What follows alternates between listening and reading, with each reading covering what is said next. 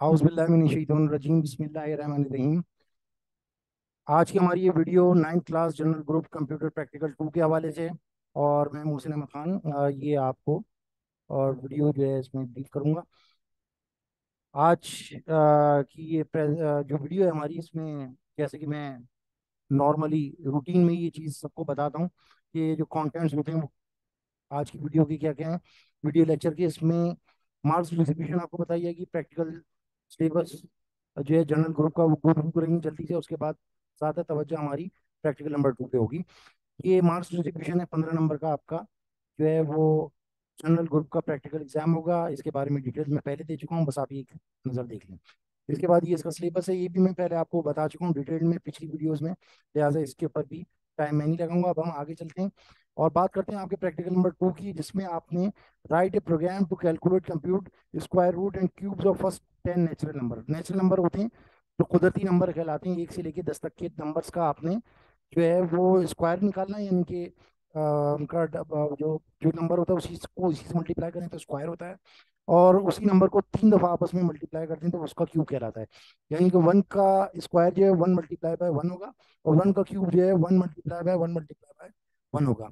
और इसी तरीके से 2 का स्क्वायर जो है 2 मल्टीप्लाई बाय 2 होगा, और 2 का क्यूब जो है 2 मल्टीप्लाई बाय 2 मल्टीप्लाई बाय 2 होगा। और इसी तरीके से तमाम 10 तक के नंबरों का हमने ये करना है। तो उसके लिए पहले हम फ्लो चार्ट देख लेते हैं इसका कैसे बनेगा। फ्लो चार्ट में जब भी प्रोग्राम स्टार्ट करते हैं उसको ओवल शेप से हम डिनोट करते हैं और स्टार्ट प्रोग्राम करते हैं। इसका मकसद है आपका प्रोग्राम स्टार्ट होगा और स्टॉप भी इसी ओवल शेप से ही हम करते हैं। तो ये हमारा प्रोग्राम स्टार्ट होगा। उसके बाद हम एन को वेरिएबल एन एक वेरिएबल है। जब आप प्रोग्राम चला रहे होंगे तो उस दौरान जो कंप्यूटर की मेमोरी इस्तेमाल कर रहे होंगे, वो जो लोकेशन है उसको हम एंड से डिनोट करेंगे। और ये बेसिकली उस नेचुरल नंबर को रिप्रेजेंट कर रहा है। ये लोकेशन एंड जो है उस नेचुरल नंबर को रिप्रेजेंट करेगा 1 से लेकर 10 तक। तो इसमें पहले क्योंकि हमने 1 डालना है तो लिहाजा हम एन इज इक्वल्स टू 1 कर देंगे, फिर टेस्ट करेंगे कि एन जो है 10 से छोटा और उसके बराबर तक है कि नहीं है। अगर उससे छोटा और उसके बराबर तक है तो ये लूप चलता रहेगा, वरना जो है उससे एग्जिट करके और बाहर आ जाएगा। नो होगा तो ये स्टॉप हो जाएगा, और अगर नो नहीं होगा तो फिर ये नीचे चला जाएगा। नीचे जाने के बाद क्या करेगा, प्रिंट करेगा। प्रिंट के लिए हम पैरेललोग्राम, इनपुट और आउटपुट के लिए हम लोग पैरेललोग्राम इस्तेमाल करते हैं। टेस्ट के लिए डायमंड बॉक्स होता है, ये आपको नजर आ रहा है। और किसी भी किस्म की कैलकुलेशन के लिए रेक्टेंगुलर शेप होती है। तो क्योंकि यहाँ पे आपने कैलकुलेशन की है या फार्मूला लगाया है एन इज इक्वल्स टू 1, तो इसको रेक्टेंगल में दिया। यहाँ पे आपने टेस्ट किया, डिसीजन मेकिंग हो रही है, तो उसके लिए डायमंड बॉक्स दिया हुआ है। और यहाँ पर आप क्योंकि प्रिंट करेंगे उस नंबर को, उसके स्क्वायर को और उसके क्यूब को, और साथ में इन्वर्टेड कॉमास में मैसेज भी देंगे, तो लिहाजा इसको आपने इस तरीके से जो है आपने फ्लो चार्ट में जाहिर किया हुआ है। फ्लो चार्ट में बेसिकली आप फ्लो पे ज़्यादा फोकस करते हैं, मैसेज पे इतना नहीं करते हैं। लेकिन क्योंकि हमारे पास जगह बनी हुई थी तो इस वजह से हमने इसको मैसेज को प्रॉपरली जो वहाँ पे डिस्प्ले होगा या उससे मिलता जुलता मैसेज हमने यहाँ पे डिस्प्ले कर दिया है। उसके बाद एन को हम कर देंगे n+1, क्योंकि अगर हम एन की वैल्यू में इजाफा नहीं करेंगे तो ये अनटर्मिनेटेड लूप होगा, हमेशा चलता रहेगा। तो लिहाजा एन में एक का इजाफा किया आपने, ये नेक्स्ट और की जो नेक्स्ट स्टेटमेंट होती है ऑटोमेटिकली ये काम कर देती है। तो ये टेस्ट होगा, यानी कि 1, एन इज इक्वल टू 1+1 यानी कि 2 हो जाएगा, और फिर ये वापस ऊपर जाएगा। 2 इज लेस देन 10, अगर ये ट्रू होगा तो फिर ये नीचे आ जाएगा, फिर 2 का स्क्वायर और क्यूब प्रिंट करेगा और फिर नीचे आ जाएगा। इस दफ़ा ये हो जाएगा एन बराबर है n+1 के, यानी कि 2+1 के, यानी कि 3 के बराबर हो जाएगा एन। और फिर ये ऊपर जाएगा, फिर 3 का फिर टेस्ट होगा। 3 इज लेस देन 10, यस है तो ये नीचे आ जाएगा। प्रिंट करेगा 3 को, उसके स्क्वायर को और उसके क्यूब को, और फिर ये नीचे आ जाएगा। और n बराबर हो जाएगा n+1 यानी कि 3+1 4 के, और फिर ये ऊपर वापस जाएगा, टेस्ट होगा 4 इज लेस देन 10, ये ट्रू है कंडीशन। दोबारा फिर ये 4 को प्रिंट करेगा, उसके स्क्वायर को प्रिंट करेगा, उसके क्यूब को प्रिंट करेगा, और फिर ये नीचे चला जाएगा। फिर n की वैल्यू 5 हो जाएगी, फिर ये ऊपर जाएगा, 5 इज लेस देन 10 ट्रू होगा। 5 को, 5 के स्क्वायर को, 5 के क्यूब को प्रिंट करेगा, फिर ये 6 हो जाएगा।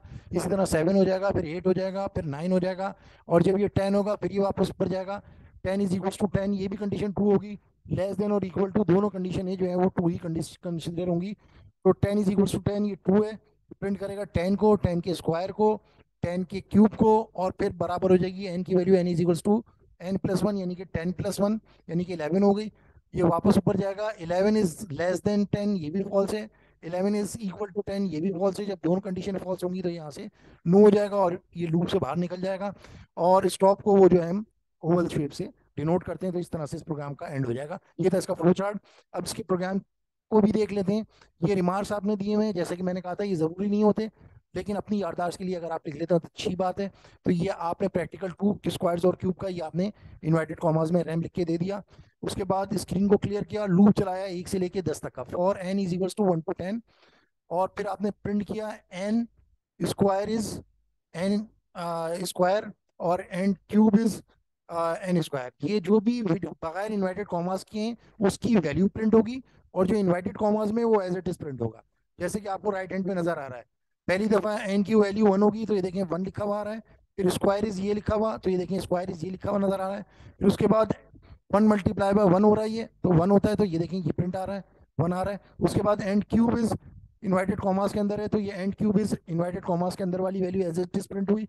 और 1 × 1 का जो रिजल्ट आ रहा है वो प्रिंट होगा, जो कि ये देखें 1 नजर आ रहा है आपको आउटपुट में। उसके बाद नेक्स्ट एन का मतलब है ये कि एन में 1 का इजाफा हो जाएगा, एन की वैल्यू 1 के बाद अब 2 हो जाएगी, और ये चेक करेगा 10 के से कम ही है, ये 10 के बराबर तक है या 10 से कम है, तो ये अब 2 को प्रिंट करेगा, प्रिंट एन की जगह 2 प्रिंट करेगा। स्क्वायर इज एन स्क्वायर को प्रिंट करना है इसने, यानी 2 × 2 करेगा, तो ये 4 हो जाएगा, तो ये देखें 4 प्रिंट कर रहे हैं यहाँ पे। उसके बाद n cube is n × n, यानी कि 8 होगा, तो ये देखें कि यहाँ पे 8 प्रिंट कर रहा है।